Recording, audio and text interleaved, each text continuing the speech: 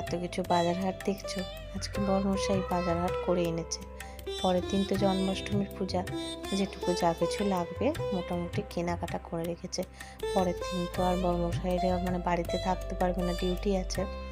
আর এই যে দেখো, তো এখন এই দুপুরের পূজাটা সেরে নিচ্ছি। আমার সোনায় দুজনেরই স্নান হয়ে, বাচ্চাকে একসাথে নিয়ে যে কোনো কাজ করা একটু চাপের হয় ঠিকই, কিন্তু বাচ্চাদের সাথে সময় দিলে ওরা অনেক কাজ শিখে যায়। এই যে আমার সাথে দেখো কত রকম অঙ্গভঙ্গি করছে, আমি একটু লাগাচ্ছি, ওর সাথে হাসছি, গল্প করছি।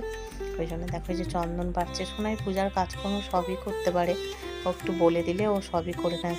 আজকে সকালেই বলে গিয়েছিলাম সোনাই গোপাল সোনাকে তুলে ভোগ দেবে, সোনাই কিন্তু সবই করে দিয়েছে।